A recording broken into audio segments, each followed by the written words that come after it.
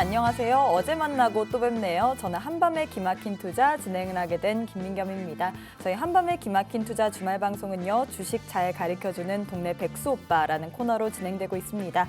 저희 방송에서는요. 시청자 여러분들의 눈높이에 맞춘 질문들을 스튜디오에서 진행하고 또 방송 도중에 중요한 자료나 유망 종목의 투자 전략까지 저희 김정철 본부장님과 함께 진행되고 있습니다. 그 전에 먼저 한밤의 주잘백 참여 방법부터 알려드리도록 하겠습니다. 지금 화면에 네모난 QR코드 보이시죠? 휴대폰 기본 카메라 어플 켜시고 갖다 대시기만 하시면 바로 입장 가능하고요. 혹은 문자 샵 3989번으로 긴본 두 글자 보내주시면 저희가 링크 하나 보내드립니다. 링크 타고 들어오시면 되고요. 이렇게 참여해주시는 모든 분들에게 저희가 주식과 파생 상품에 관한 교육 자료 그리고 주식 유망 종목 거기에 따른 대응 전략까지 모두 다 챙겨드리고 있으니까요. 이 혜택 모두 다 받아보시길 바라겠습니다. 그러면 시청자 참여 이벤트도 준비되어 있습니다. 팍스경제TV 시청자 게시판이나 노란통 메신저 혹은 너튜브를 통해서 주식과 파생 상품에 관련돼서 궁금하신 점 저희 물어봐 주시면요. TV 방송 중에 소개해드리고 있습니다. 채택되신 분들에게는 주식 투자와 파생상품 교육 VOD를 USB에 담아서 선물해드리고 있으니까요. 많은 참여 부탁드리겠습니다. 이제 본격적으로 시작해봐야겠죠. 일요일의 주인공 김정철 본부장님 모셨습니다. 본부장님 안녕하세요. 네, 안녕하십니까. 반갑습니다.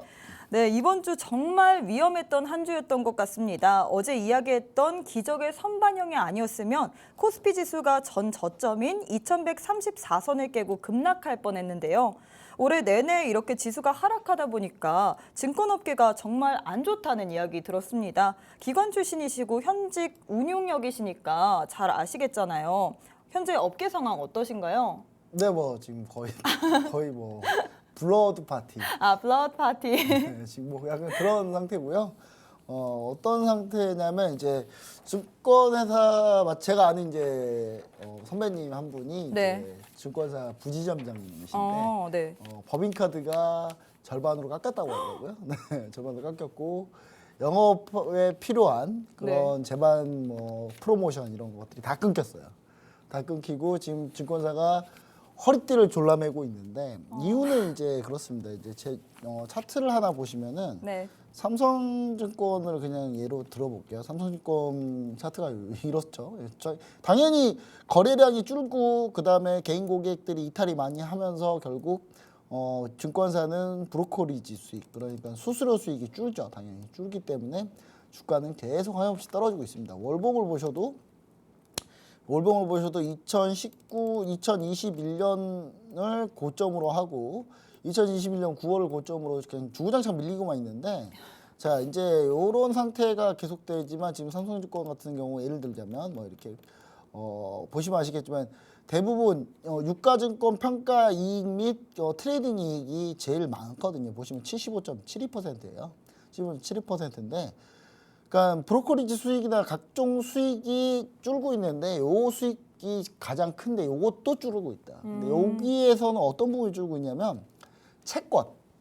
채권 금리가 상승하다 보니까 채권 보유하고 있는 채권의 가치가 가격이 떨어지죠. 가격이 떨어지다 보니까 채권 평가이익이 계속 줄고 있습니다. 계속 줄고 있기 때문에 증권사 이익이 확 지금 다운돼 있다. 이렇게 보시면 좋을 것 같고 그래서 모든 증권사가 지금 어떤 상황을 하고 있느냐 비영업적 포인트들은 다 지금 줄이고 있어요.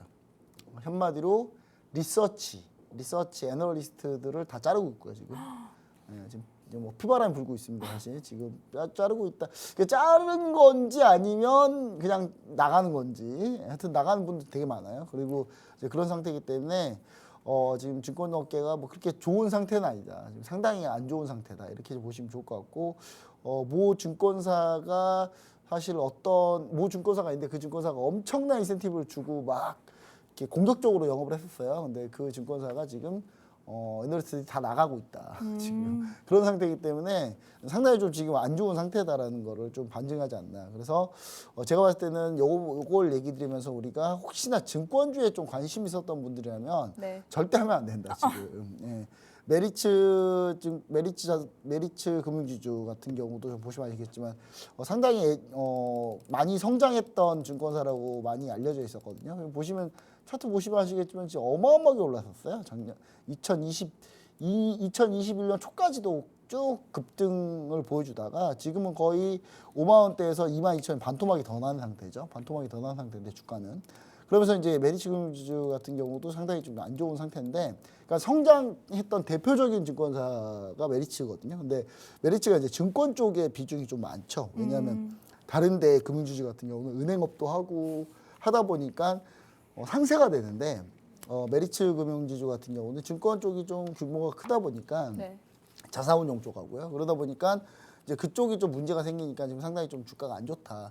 우리가 이 방송을 하고 있을 때쯤 이미 금요일 날 지난 금요일, 그러니까 10월 14일에 미국이 금융주가 실적 발표를 할 겁니다. 할 네. 건데 미국하고 우리하고는 느낌이 좀 다르다. 미국 잘났다 그래서 우리나라 금융주가 반등 나올 거라는 생각은 안 하시는 게 좋지 않나 라는 생각을 좀 해봅니다. 그래서 결국은 이 증권주들이 괜찮으려면, 증권업계나 증권주 그다음에 이쪽 괜찮으려면 시장은 반등이 나와줘야 되고요. 그러면 거래량이 좀 많아지면서 수수료 수익이 늘어날 거고, 그 다음에 중요한 부분은 금리 인상이 이제 어느 정도 좀 멈춰서 향후 금리 인상, 시장 금리가, 그러니까 기준금리가 어느 정도 오른다고 생각을 하면 시장 금리는 이미 그거에 반영이 돼서 올라가 있어요. 네.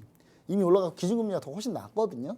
시장 금리가 훨씬 높은 상태고, 그러다 보니까 이 시장 금리가 높다 보니까 당장 시장 금리로 채권 평가를 하게 되면 상당히 지금 채권 가격이 많이 폭락한 상태예요. 그래서 네. 그게 반전되지 않으면, 그러니까 금리 인상 시점이 어느 정도, 금리 인상이 앞으로 어느 정도 딱 이 정도면 거의 끝날 것 같아.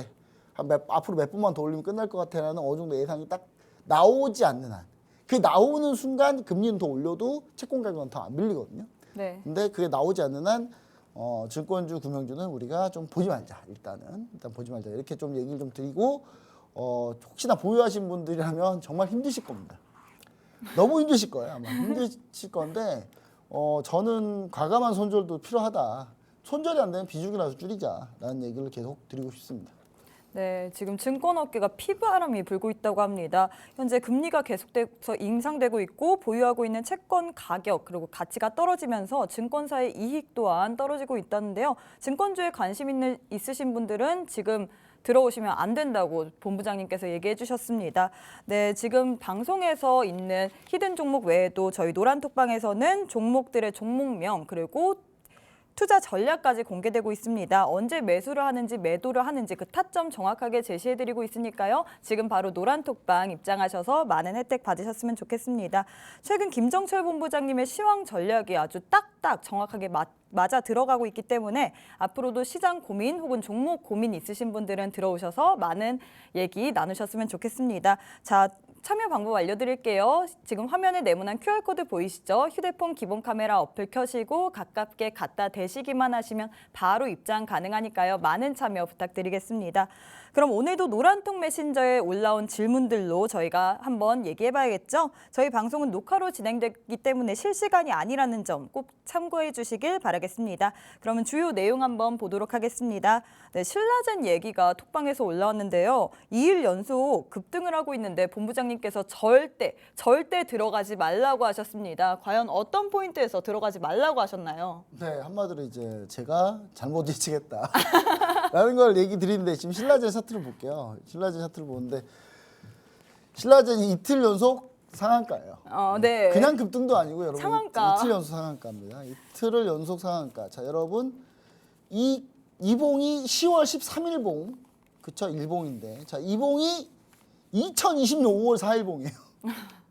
바로 전 캔들이 2020년 5월 4일, 그다음 2020년 5월 4일 이후에 처음으로 이 신라젠이 거래가 재개돼서 거래 재개 첫날 상한가, 둘째 날 상한가. 네. 근데 저는 신라젠 혹시 보유하고 계신 분들이라면 빨리 다 도망가야 된다라는 의견에는 절대 변함이 없습니다. 일단 보시면은, 자, 제가 신라젠은 이제 10월 13일 목요일 날, 10월 13일 목요일 날이죠. 목요일 날 보이시죠? 목요일 날에 제가 이제 얘기 드린 건데, 지옥에서 돌아온 신라젠 거래 재개 이렇게 해가지고 이제 나왔죠. 근데 신라젠이 뭐 어떤 회사냐? 원래 팩사백이라는 네. 항암제를 개발하는 회사였습니다. 임상 3상을 진행하다가 임상 3상이 원활하게 진행되지 않고 지지부진하고 결국 임상 3상 통제 실패해가지고 실패했어요. 실패했는데 거기에 기존 경영진의 횡령 배임까지 더해지면서 이제 회사가 거래가 정지됐고,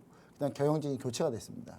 교체가 됐는데 뭐 대주주도 교체가 됐고 다 교체가 된 상태인데 저는 그거를 떠나서 이 신라젠이라는 회사가 상장을 할 때 여러분 특례 상장했어요. 네. 그러니까 상장할 수 있는 요건을 갖추지 못했음에도 불구하고 항암제 팩사백에 대한 그런 이제 어떤 그 기대감 때문에 이제 특례로 상장이 되는 회사거든요. 근데 이 회사는 상장할 때부터 말이 많았어요. 말이 많았는데 신라젠 하니까 딱 봐도 그냥 경북 지역에서 이제 나온 그 제약사예요. 이 회사가. 그래서 이름도 신라젠이라고 붙인 거고요. 네. 근데 문제는 이 회사가 올라올 때 상장하면서 커올 때부터 자금을 공여받을 때부터 계속 잡음이 많았습니다. 첫 번째로는 뭐 다단계 하는 폰지 사기 하는 쪽에서 자금을 받아서 그 자금으로 올라온 기업이고요. 이건 팩트니까 기업이고요. 그래서 저는 사실 이 팩사백 항암제에 대한 것도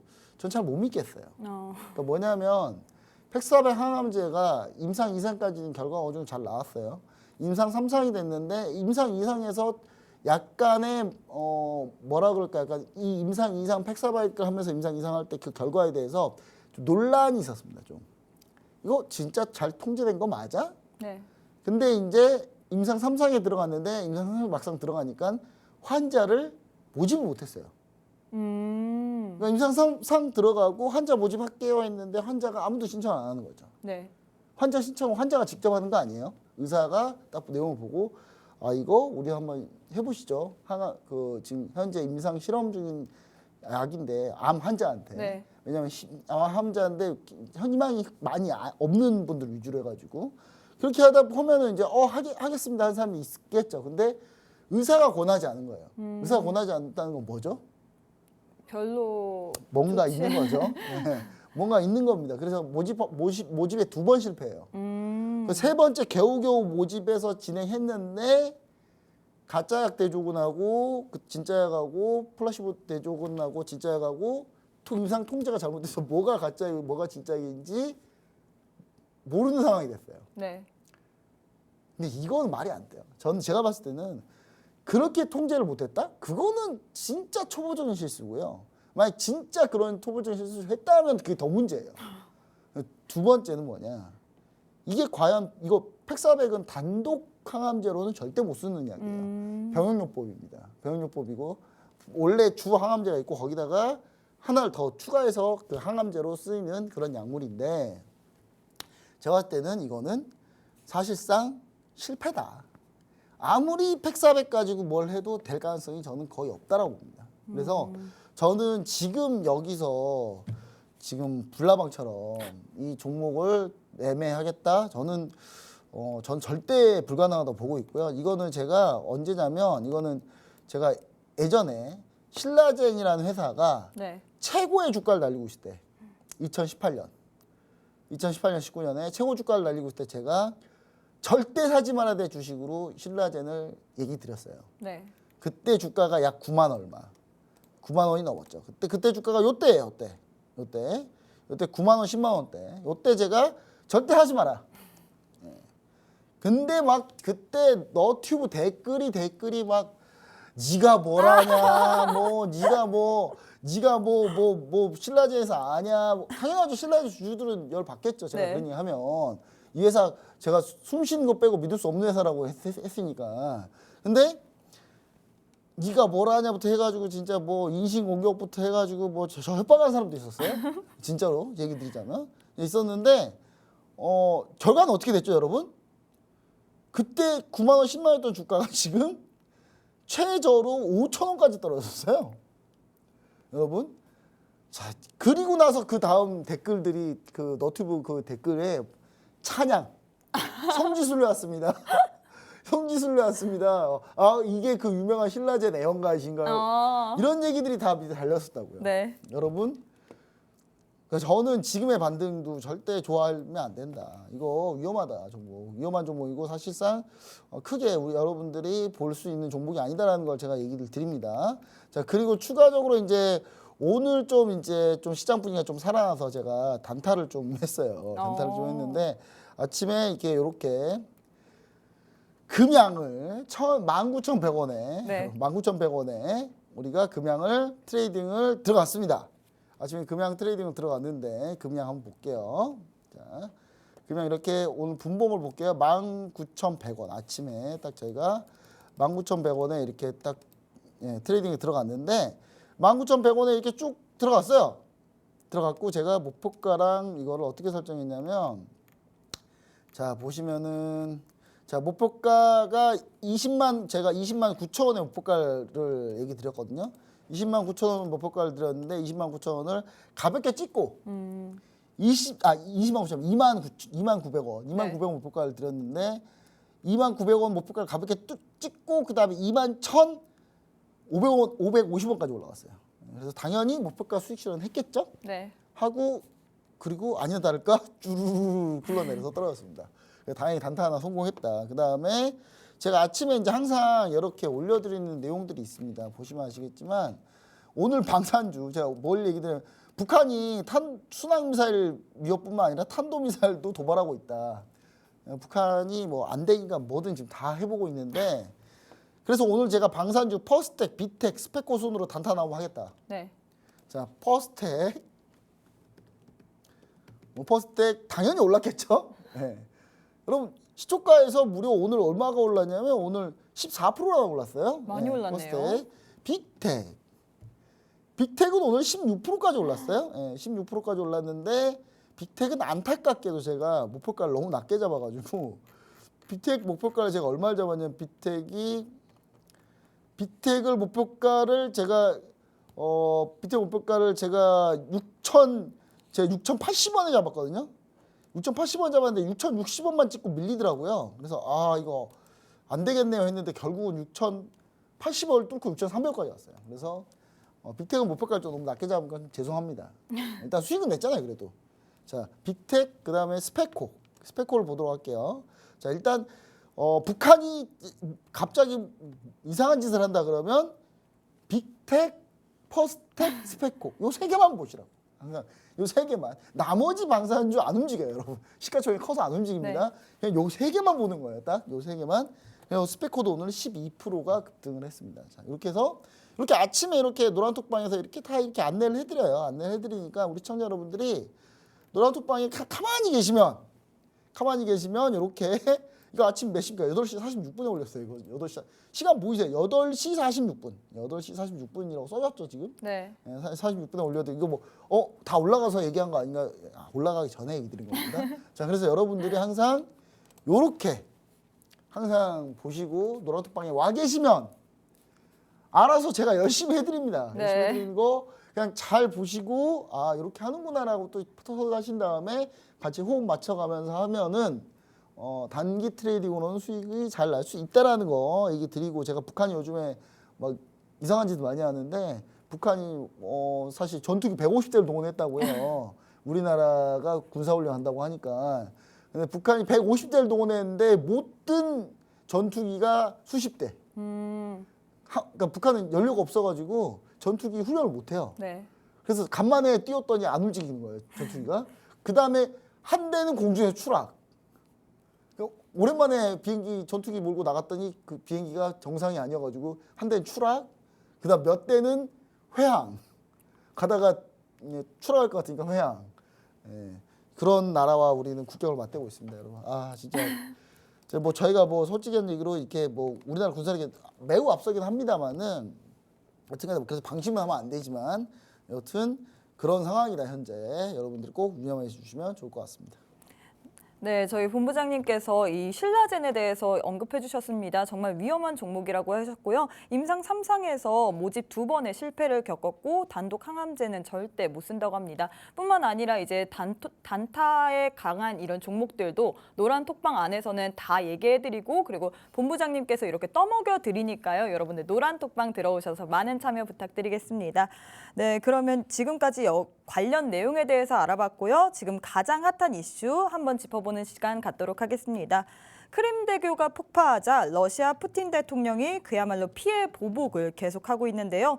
연일 우크라이나 민간인 지역에 미사일을 발사하고 있습니다. 우크라이나 역시 민간인 학살에 대한 보복을 하겠다고 천명한 상태인데요.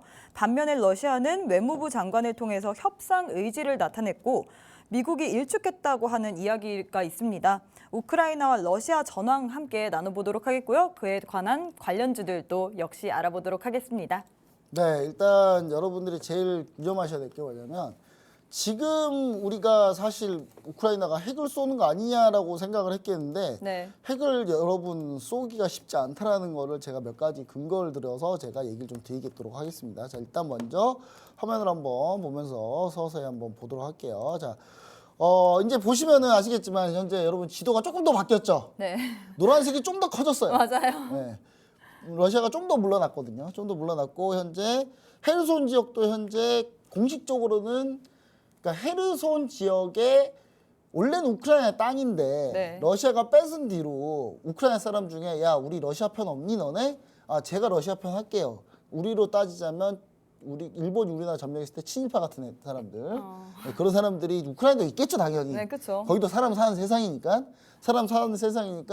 그런 친일파 같은 사람들 조선 왕조와 단 한 번도 싸우지 않았다라는 뭐 그런 어떤 분이 그런 말도 하셨는데 그분 역사를 잘 모르시는 분이에요. 그분 역사를 잘 모르시는 분인데 일단 여튼간에 그 얘기 좀 나중에 하기로 하고 네. 지금 현재 우크라이나도 분명히 친러파가 있단 말이죠. 이 우크라이나 점령지에도. 근데 그 사람을 이제 세워놨는데 이제 그 사람이 그랬어요. 다 대피해라. 네. 헤르손 지역에서 전부 다 대피해라. 왜냐면 헤르손 이제 곧 우크라이나가 거의 이제 점령할 것 같으니까. 근데 우크라이나 사람들이 그 사람 빼고 그 사람만 대피하면 돼요. 네. 나머지는 대피 안 하셔도 되거든요. 본인만 대피하면 되는데 지금 자기네 친러가 많은 줄 알고 헤르손 지역은 친러가 더더욱이 거의 없습니다. 여튼간에 헤르손도 곧 얼마 안 남았다. 약간 이렇게 좀 얘기 드리고.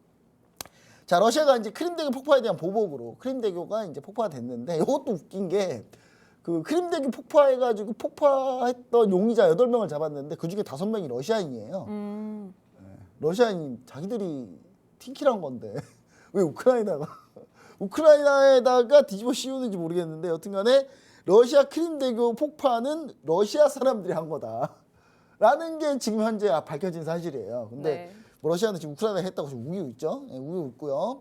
우크라이나 민간인 지역의 요 보복으로 전 사실 요때 이게 지난주 주말이었거든요.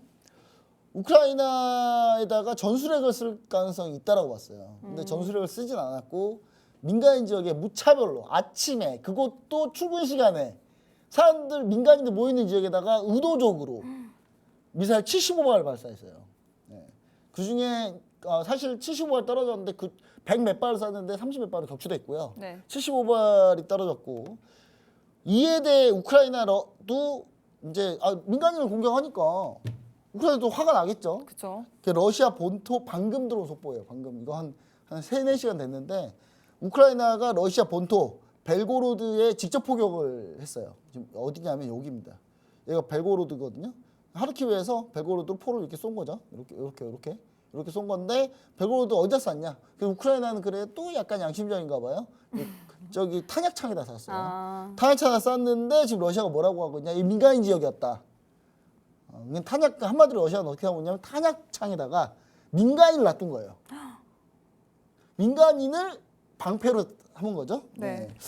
참 이게 악 쪽에 있는 사람들은 끝까지 악으로 가는 것 같아요. 제가 봤을 때는. 자, 러시아가 전술핵 미사일을 발사하지 못한 이유는 돈바스 지역이 러시아 곡창지대와 연결돼 있다. 자, 여러분. 러시아가 만약에 핵을 쏜다면 이쪽 지역에 쏴야 될 거예요, 아마. 이쪽 지역에 우크라이나 군이 많으니까 이쪽에 쏴봐야 군대는 여기에 있으니까. 그럼 이쪽 지역에 쏘면 이쪽 지역에 쏘잖아요. 네. 이 옆에 이 러시아 땅 여기가 러시아 전체 식량의 3분의 1을 담당하고 있는 곡창지대예요. 여기다 핵을 쏘면 자기네 땅도 같이 못 써요. 어차피 같이 못 씁니다. 네. 그러니까 못 쏘는 거예요. 그리고 이제 러시아가 시뮬레이션을 했다고 하는데 자기들이 핵을 쏘면 미국이 만약에 참전을 하면 얼마를 버틸까 했는데 사실상 6일을 버티지 못한다. 러시아가. 그 시뮬레이션 이미 결과를 푸틴이 알고 있답니다. 그러니까 뭐냐면 심지어 미국은 러시아에 핵 한 발 안 쏴도 6일 안에 러시아를 초토화시킬 수 있다. 그러니까 이런 결과가 나왔다고 해요. 그래서 러시아가 핵을 쏠 가능성은 그렇게 높지 않다. 왜냐하면 쏴봐야 이쪽을 쏘잖아요. 이쪽을 네. 쏘려면 여기는 자기들이 점령지고 자기들이 항구도 써야 되고 쓸 땅이에요. 쓸 땅을 아예 쏘면은 이 쓸 땅을 못 쓰게 만드는 거기 때문에 사실상 핵 쏘는 게 약간 불가능하지 않나 라는 생각을 가지고 있다고 해요. 자, 그래서 이 내용이 언제 나왔냐? 이번 주 월요일 날 얘기가 나왔어요. 네. 그래서 제가 어떻게 대응했는지 잘 보시면 돼요. 자, 러시아가 지금 근데 미사일을 쏴놓고 지금 뭐 하고 있느냐? 우리 그 튀르키예한테 우리 우크라이나랑 협상하고 싶어.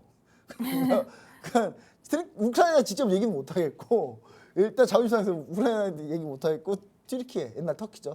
튀르키예한테 야 우리 우크라이나랑 협상하고 싶어. 그렇게까지 현재 던져놓은 상태인데 미국이 묵살했죠. 너네 같으면 협상하겠니? 이러면서 이제 묵살했습니다. 자, 그럼 이제 투자 아이디어 한번 보도록 하겠습니다. 자, 유가 에너지 보시면 천연가스 공급 재개 가능성, 협상 가능성이 있습니다. 현재 지금 러시아가 유럽하고 천연가스 공급 재개 관련해서 협상을 하고 있다고 해요. 그러니까 사실 러시아도 이번 겨울에 유럽의 에너지 천연가스 안 줘서 한번 이렇게 힘들게 만들고 싶은데 일단 자기들 돈이 없으니까 협상을 하고 있어요. 그래서 천연가스가 지금 가격이 많이 밀렸어요. 많이 밀렸는데 CME 천연가스 선물 기준으로 6.050에서 저는 매수 보면 된다고 봅니다. 절대로 유럽이 천연가스를 쉽게 러시아 거를 받을 가능성이 거의 없다라고 보시면 돼요. 예. 왜냐하면 이미 독일은 이거 어떻게든 겨울 날려고 천연가스 여기저기서 다 긁어 모았는데 그 긁어 모은 그게 아까워서라도 저는 못할 것 같아요. 예. 그리고 관련주들은 우리가 천연가스 관련주 매수 전략을 좀 보자. 유가 관련주는 매수하지 말자. 유가 관련주는 어차피 경기도나 우려가 있기 때문에 유가 관련주 매수하지 말고 천연가스는 난방용 수요가 많기 때문에 겨울이니까 우리가 볼만하다. 이렇게 얘기를 좀 드리는 겁니다. 자, 곡물, 농산물입니다. 곡물가 관련주들 관망세 지속.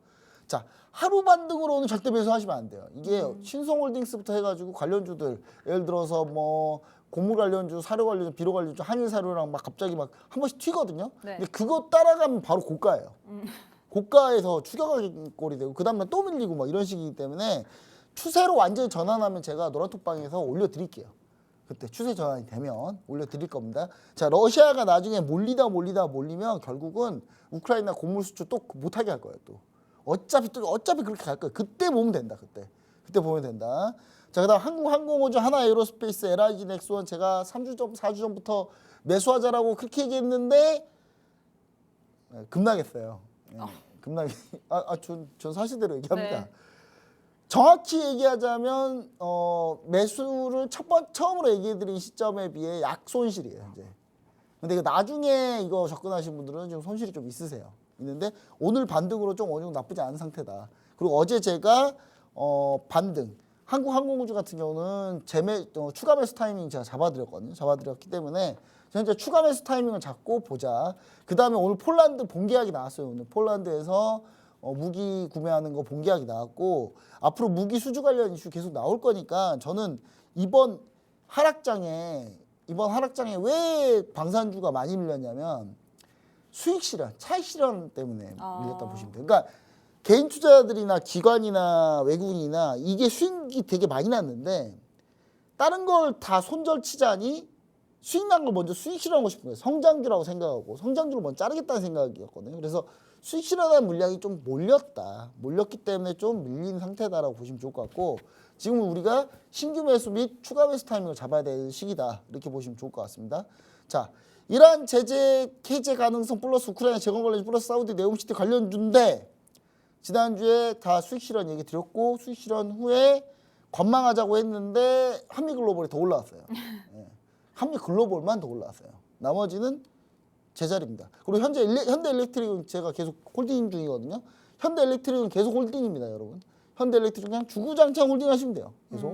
네. 예, 실적 발표할 때까지도 계속 홀딩하시면 됩니다. 사우디 빈살만 왕세자가 우리나라 왔다. 그때 매도. 그때 매도. 그때 매도한다. 예, 그때 딱 빈살만 왕세자가 우리나라 딱 와가지고 그 아랍의 왕자님처럼 이렇게 금목걸이 잔뜩 매달고 오시면 그때 매도하시면 된다. 자, 관련주 또 하나 또 있는데 요거는 이제 공략 준비하겠다 제가.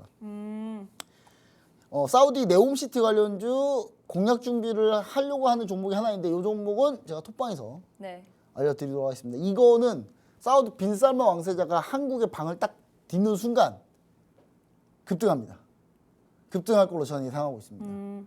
예, 왜냐하면 결국은 네옴시티에서 사우디가 원조를 받으려면 그 아랍의 두바이 아랍에미리트 두바이가 사실 우리나라 건설사들이 많이 참여를 했거든요. 삼성물산부터 해가지고 다 참여를 했는데 사우디도 분명 알 거예요. 아 저기 두바이 할 때 한국이 많이 했으니까 우리도 한국한테 좀 해달라고 하면 되겠네. 한국한테 그렇게 요구하겠죠. 야 두바이에 있는 것보다 좀 더 높게 해줘.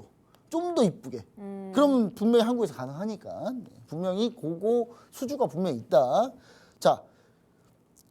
제가 핵전쟁 관련주 지난주 요오드칼륨 및 핵전쟁 관련주 지지난주에 대하제약, 한창산업, 한컬라이프케어, 현대약품, 삼일제약, 대정화금, 유나이티드제약 얘기 드렸어요. 지지난주에 2주 전에 이번 주 초에 러시아가 핵전쟁 할 수 있는 그런 상황이 아니다라는 거를 제가 이번 주에 알고 나서 바로 수익 실현. 바로 수익 실현했는데 주가가 어떻게 되는지 한번 차트를 통해서 한번 알아보도록 하겠습니다. 자 차트를 한번 볼게요. 자 보시면은 먼저 한컬라이프케어.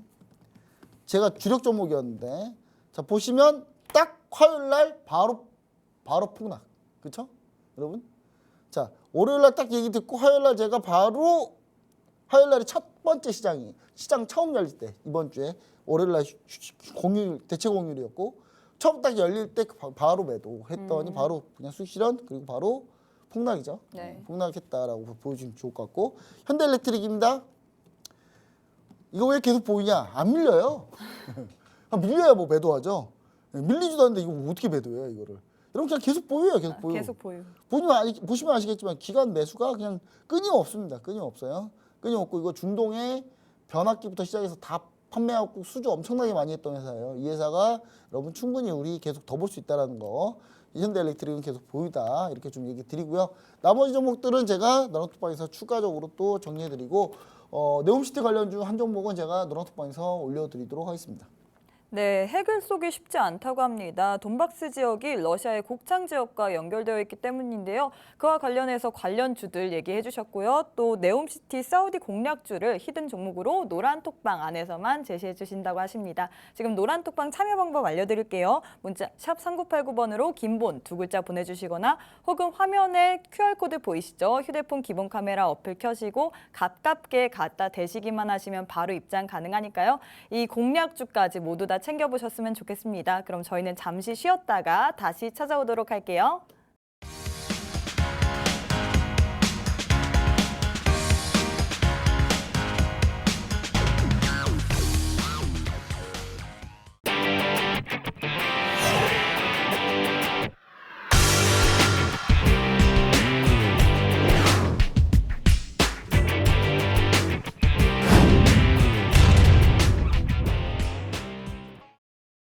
쪼개기 상장으로 전 국민의 질타를 받았던 카카오가 더 이상 쪼개기 상장을 하지 않겠다고 해놓고 카카오 게임즈가 자회사인 라이온하트 스튜디오 상장을 추진하다가 결국 철회했습니다. 하지만 카카오 게임즈의 상장 철회는 부정적 여론에 밀려서 철회한 것이 아니라 시장 분위기가 안 좋아서 제값을 평가받지 못할 것 같아서 철회한 것으로 밝혀져서 파문이 계속되고 있는데요. 카카오 게임즈 그리고 게임주의 전반적인 점검 필요한 것 같습니다. 쪼개기 상장 그리고 물적 분할 이게 개인 투자자들에게 얼마나 안 좋은가요?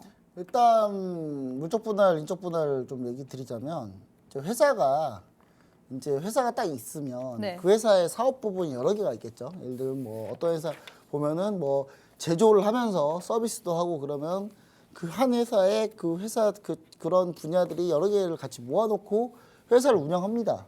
근데 운영을 하는데 이제 이 회사가 너무 이제 사업이 커지고 하다 보면 네. 분리를 좀 해야 되겠다. 분리를 해서 왜냐하면 예를 들면 대표적으로 GS 같은 회사는 자회사가 GS 칼텍스가 있어요. 네. 그러니까 GS는 지주회사인데 지주회사 밑에 자회사로 GS 칼텍스가 정유회사가 있단 말이죠. 근데 이 정유회사가 상장이 안 돼 있다 보니까 이 GS라는 회사가 정유회사도 아니고 지주회사도 아니고 반반 섞여 있는 구조란 말이에요. 네. 그렇다 보니까 제대로 된 평가를 받지 못하는 경우가 있다. 예를 들면 정유회사들이 막 급등할 때는 GS가 좀 덜 올라간다든지 그런 게 있기 때문에 그럼 좀 회사를 분할을 하면 이게 회사의 정체성도 뚜렷해지고 바뀌기 때문에 그러면 분할을 하는 경우들이 있는데 네. 이게 많지 않아요, 여러분. 전 세계적으로 이런 걸 많이 하는 회사는 우리나라밖에 없어요, 우리나라. 많이 하는 나라는. 제가 인적 분할과 물적 분할 해놓고 구글 해놨죠, 구글. 네. 구글 알파벳은요. 20개가 넘는 자회사가 있는데 그 자회사 중에 단 하나도 상장 안 했어요. 그냥 알파벳만 있어요. 그러니까 그 알파벳만 투자하면 구글의 모든 걸 다 투자하는 거예요. 그냥 구글이 뭐 쪼개기 상장해가지고 막 상장한 다음에 뻥 튀겨서 그걸로 차에 돈 얻어서 그 돈으로 또 뭐 하고 이런 회사가 아니라니까요. 우리나라만 빈번하게 발생하는 일이지 해외 그 어떤 나라의 기업들도 이런 식으로 운영하지는 않습니다. 근데 이거 우리나라 왜 이렇게 하느냐. 자, 그러면 인적 분할과 물적 분할을 한번 알아봐야 되는데 네. 자, 분할 전에는 기존의 A라는 종목을 투자하면 A라는 종목의 주주가 그냥 투자하면 A라는 종목의 주주예요. 근데 분할, 이걸 인적 분할하면 어떻게 되느냐. 인적 분할을 하게 되면 A라는 기업하고 B라는 기업으로 나뉘게 되는데 주주들은 A 기업의 주식을 가질 수도 갖고 B 기업 주식도 가져요. 네. 그러니까 두 개 다 주식을 갖는 거예요. 그러니까 나는 이 회사를 보고 투자를 했는데 이 회사가 사업을 둘로 나눠요. 나눠서 회사를 나누고 그걸 나눠서 상장을 합니다. 그러면 이거를 존속법인과 신설법인을 모두 다 주식을 가질 수 있어요. 그러면 기존 주주들은 아무런 피해가 없습니다. 그렇죠? 아무런 피해가 없죠. 피해가 전혀 없어요. 근데 이 물적 분할을 자꾸 하니까 문제인 거예요.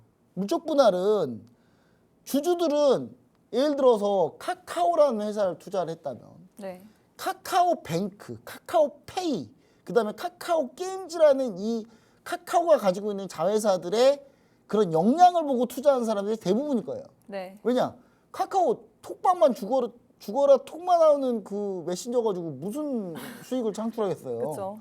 그냥 카카오에 뭐 따로 하고 있는 사업, 신규 사업들에 대한 비전을 보고 카카오를 투자했겠죠. 근데 갑자기 카카오가 우리 카카오뱅크 따로 상장해. 따로 뺄게. 근데 너네한테는 단 한 주도 주식을 못 주겠어. 그냥 우리는 따로 빼.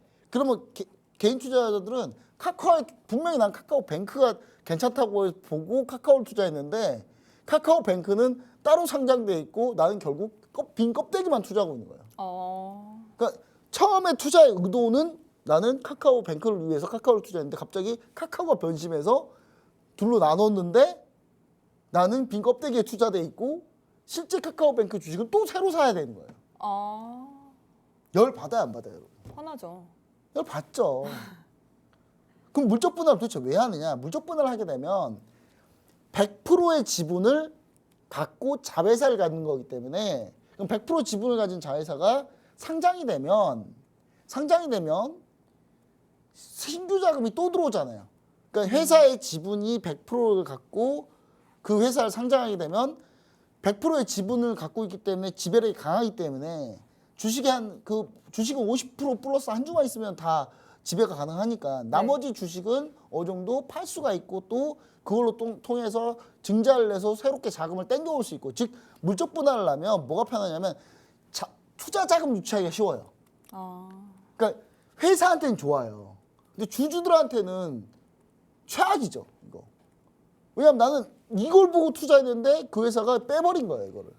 대표적인 게 LG화학 아니겠습니까? 나는 LG화학 보고 투자했는데 LG화학을 왜 투자했냐? 여러분 LG화학 최근에 투자하신 분 중에 LG화학이 가지고 있는 생명 바이오 분야를 보고 투자하신 분 계세요? 없을걸요? LG화학이 만들고 있는 그런 IT 소재 보고 투자하신 분 없어요. 전기차 배터리 보고 투자한 거예요, 대부분 다. 그쵸. 근데 배터리 회사를 갑자기 물적 분할로 빼버린 거예요. 빈 껍데기 LG화학만 투자하고 있는 거죠, 사람들이. 그러니까 그러면 이제 열이 받냐 안 받냐 이거죠. 당연히 열 받죠. 카카오가 그거를 그냥 수십 번, 이 정도면 거의 뭐냐면 거의 상습범이야. 노리고 하는 거예요, 그냥 노리고. 그냥 노리고 하는 거예요. 노리고 하는 건데, 자, 이게 얼마나 웃기냐면, 제가 배신의 아이콘이라고 써놓은 거는 진짜 이거 안 한다 그러면 이렇게 하니까 어쩔 수 없는 거고요. 자, 오딘 개발사, 게임 오딘, 카카오 게임즈가 지금까지 수많은 게임을 개발했어요. 다 망했어요. 딱 하나 떴어요. 그게 오딘이에요.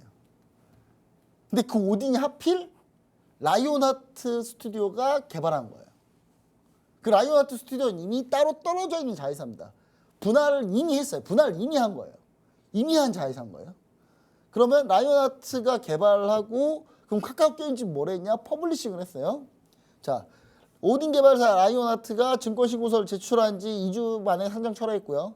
철회 사유는 주식시장이 좋지 않아서 적절한 가치를 평가를 못 받기 때문에 철회했다고 합니다. 그러니까 개인 투자자들의 성화에 못 이겨서 철회한 게 아니라 네. 지금 상장하면 주가 재평가 못 받겠네. 상장하지 마. 이렇게 된 거예요. 아직도 정신 못 차린 거죠. 한마디로. 정신을 이렇게 못 차릴 수도 있는지 저는 진짜 이거 보고 두 손 두 발 다 들었어요. 와 대단하다 얘네. 얘네 진짜 오래 살겠다 얘네 전부 다. 이렇게 욕을 먹으면 진짜 전 국민한테 욕을 먹으면 이거 100세까지 장수하겠다 다들. 이런 생각이 들더라고요. 자, 카카오 게임즈가 원래 퍼블리싱 전문으로 합니다. 유명한 게 배틀그라운드 퍼블리싱 했어요. 배틀그라운드 퍼블리싱 했는데 근데 여러분 게임 회사가요. 퍼블리싱만 전문으로 하고 개발을 하지 않는다? 여러분 그런 회사 있어요? 없어요. 퍼블리싱도 하고 개발도 하고 다 같이 하는 거예요. 근데 카카오 게임즈는 어떻게 왜 이렇게 했냐? 의도적이라는 거예요. 다분히. 그러니까 라이온하트라는 거 만들어 놓고 카카오 게임즈는 올해 우리는 퍼블리싱 전문이야. 그리고 라이온하트가 개발 전문이야. 개발을 다 라이온하트에다 다 맡겨놓은 거죠. 자기들이 원래는 다 할 수 있는데, 네. 다 할 수 있는데 한 회사에서 하지 않고 억지로 나눠서 했다는 건 뭐예요? 이거 나중에 상장시키겠다는 거예요. 이것도 상장하고 이것도 상장하고 또 쪼개는 거예요 이거를. 진짜 의도가 너무 불순해요. 이거는 진짜 의도 자체가 뭐냐면 우리 카카오 게임즈에 투자하는 주주들 그냥 바보로 하는 거예요 완전히. 진짜 저기 도그 앤 픽으로 생각하는 거예요 지금. 제가 그렇게 생각하지 않고 이렇게 할 수가 없어요 진짜.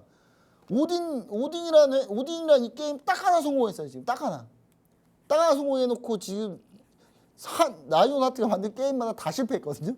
지금 딱 하나 성공했는데 지금 이 난린 거예요 지금. 이어가지고. 자, 신규 게임 개발 역시 라이온하트가 위주일 것이기 때문에 결국은 여러분 재상장합니다 또. 이거 무조건 재상장할 거예요. 재상장하려고 노력할 거예요. 카카오 게임즈가 제가 이렇게 방송한 걸 카카오 게임즈 분들이 많이 봤어요. 양심이 있다면 다음날 바로 라이온하트랑 합병할 거예요. 근데 저는 애초에 그럴 사람들이 아니다. 왜냐? 보면 알겠지만 의도적으로 이렇게 해놨다니까요. 의도적으로 이렇게 해놓은 거예요. 그래서 결국은 이 의도가 억지로 그렇게 만든 의도니까. 자, 그래서 이제 저는 우리나라 게임 업계가 이게 완전히 이게 카카오 게임즈가 주가를 많이 끌어내린 것도 있는데 우리나라 게임 업계가 좀 문제가 좀 있다. 우리나라 게임 업계가 원래 전 세계 1위입니다. 네. 개발, 퍼블리싱 능력부터 해서 전 세계 1위를 선도했어요. 근데 우리나라가 규제를 막 쌓은 뒤로 이 규제 때문에 게임 업계가 계속 안 된 거죠. 자, P2E가 안 되는 한국 결국 떠나야 하는가? 자, P2E가 뭐냐면 플레이 투 원. 게임을 하면서 돈을 버는 게 요즘 게임 트렌드예요. 옛날에도 있었어요. 옛날에도 리니지부터 해서 리니지 1, 2 PC 게임 할 때 그 PC 게임을 하면서 사람들이 그걸로 돈을 버니까 사람들이 더 열심히 더 치열하게 한 거예요. 그러다 보니까 그 게임이 더 성장을 했던 거고. 근데 그때는 이제 돈을 번다는 개념이 어떻게 했냐면 공식적인 루트가 아니라 비공식적인 루트와 각종 꼼수를 통해서 그걸 돈을 벌었거든요. 네. 근데 지금은 아예 그냥 플레이 투 원, 그냥 게임을 하면서 돈 벌게끔 해놨어요. 자, 게임 시작하면 레벨업하고 가상자산을 수집합니다. 코인, 비트코인이나 뭐 이런 거, 코인들. 그리고 그 가상자산을 디지털 지갑으로 전환하고 그거를 화폐로 환전하는 게 공식적인 거예요. 이게 아예 이렇게 게임을 아예 이런 식으로 다 만들어놨어요. 자, 위메이드가 미르포를 통해서 첫 번째 도전한 이후에 대성공을 거뒀죠. 이거 진짜 어마어마한 성공을 거뒀는데 작년에 서버를 막 수백 대를 해도 감당이 안 될 정도로 사람들이 밀어닥쳤어요. 근데 제가 이때 미르포를 했거든요. 네. 우리나라에서 안 되니까. 우리나라는 불법이라. 가상자산으로 안 돼요. 우리나라는. 법적으로 안 되기 때문에. 그래서 제가 브라질 서버에서 했어요. 남미 서버 가서. 남미 서버 가서 캐릭터 4개를 돌렸는데 딱 한 달에 한 5, 60만 원씩 벌더라고요. 오. 근데 우리나라에서 5, 60만 원 벌면 이거는 사실 할 만한 게임이 아니죠. 그렇죠? 근데 여러분 생각을 해보세요. 아프리카 사람이 이걸 한다고 했는데 한 달에 50만 원 번다고 생각해보세요.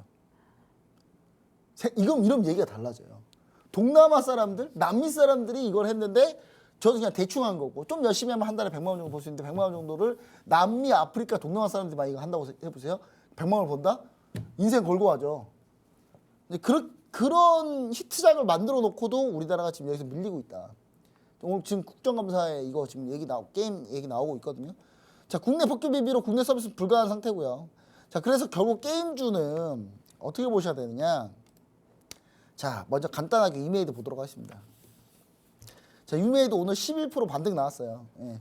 오늘 뭐 카카오 게임즈 반등 나왔으니까 다 반등 나왔겠지 다들. 근데 위메이드가 반등이 나왔는데 그동안 주가가 너무 많이 떨어졌어요. 너무 많이 떨어졌는데 저는 이렇게 보면 좋을 것 같아요. 일단 위메이드 미르포가 되려면 일단 가상자산 비트코인 가격이 올라야 돼요. 반등이 나와야 됩니다. 그래야 게임을 했을 때 그 가치가 커지니까. 그러면 여러분 어떻게 해야 되느냐. 일단 달러가 꺾여야 돼요. 여러분 게임주의 반등은 달러가 꺾일 때입니다.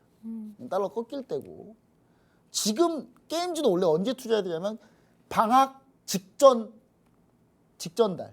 그러니까 원래 11월에 투자하는 게 맞아요. 게임주 11월에 투자하는 게 맞아서 지금 조금씩 움직이고 있는데 11월에 게임주를 일단 보긴 보는데 그때는 짧게만 보고 네. 확실히 달러가 꺾이고 비트코인이나 여기 올라올 때 그때 우리는 그때 게임주를 보는데 국내 규제가 일단 풀려야 됩니다. 국내 규제 이렇게 해가지고는 게임 개발을 안 해요. 계약사들이 다 해외로 떠나버리지. 그래서 저는 법이 일단 개정이 돼야 되고 추가적으로 게임주가 대시세를 내려면 법 개정 플러스 NFT 플러스 비트코인 및 가상자산 가격이 좀 올라줘야 된다. 그렇게 보시면 가장 좋다. 그래서 그 타이밍은 제가 봤을 때 내년 초 정도 될 것 같습니다. 그래서 내년 초 정도 우리가 좀 노려보면 좋지 않을까라는 생각이 듭니다. 네, 게임주에 대한 타이밍까지 얘기해 주셨는데요. 타이밍은 내년 초라고 얘기해 주셨습니다. 마지막 질문해 보도록 할게요. 일본 여행이 이제 무비자로 가능하고 코로나 확진자도 10,000명 이하로 관리되고 있는 상황인데 좀처럼 리오프닝 관련주들이 반등이 나오지 않고 있는 상황입니다. 항공, 여행, 관광, 레저, 의류, 화장품, 엔터 등 관련주들이 반등스러운 반등 없이 계속 밀리고 있는데 이유가 무엇인지 그리고 앞으로 주가 흐름은 어떻게 될지 궁금합니다. 네, 일단 요 부분까지 해서 좀 빠르게 이건 빠르게 네. 얘기 드려야 되겠는데 원래 내용이 좀 길어요. 긴데 지금 저는 이제 무조건 지금 현재 봐야 되는 게 여행 관광주, 여행 관광 하나투어 일단 하나투어 보시면 아시겠지만 하나투어 기회다. 네. 보셔야 된다는 거. 그다음에 파라다이스 마찬가지고 보셔야 된다는 거. 호텔신라 보셔야 된다는 거. 다시 한번 얘기 드리고 왜 이거 못 올랐느냐? 못 올라는 이유가 있어요. 이거 뭐냐면 그러니까 성장주들이 계속 마이너스 지금 깎이고 있으니까 거기에 대해 프리미엄이 계속 죽었다가 이제 반등 나올 때 한꺼번에 폭발할 가능성이 높다. 하반기로 갈수록 겨울로 갈수록 엔터주 특히 마찬가지. 올 엔터주 이수만 대표님께서 오늘 크게 결심하셔가지고 라이크 계획을 빼겠다고 조기에 빼겠다고. 네. 제 SM 조기에 뺀다고 하니까 보세요. 주가 폭등하는 거 SM. 오늘 SM 보시면 아시겠지만 주가 9% 오늘 급등. 네. 이수만 대표님 안녕히 계세요. 다 꼭 돌아오지 마십시오. 네, 여행 관광주에 중점을 두라라고 해주셨습니다. 저희 한밤의 주잘백에서 준비한 내용은 여기까지고요. 여러분들 다음 주에 이 시간에 다시 찾아뵙도록 하겠습니다. 시청해주신 여러분 고맙습니다.